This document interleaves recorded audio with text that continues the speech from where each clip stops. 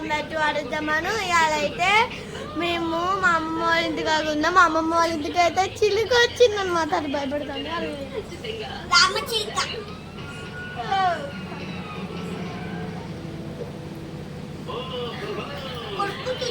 నీకు చూపెడతా కొంచెం జాగ్రత్తగా కొడుకుతుంది. కొంచెం జాగ్రత్తగా ఉన్నాయి.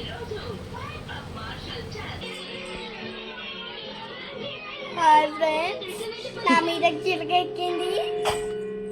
మా అమ్మ నన్ను కొడుకుతురో నాదిక చూడు వీడియో.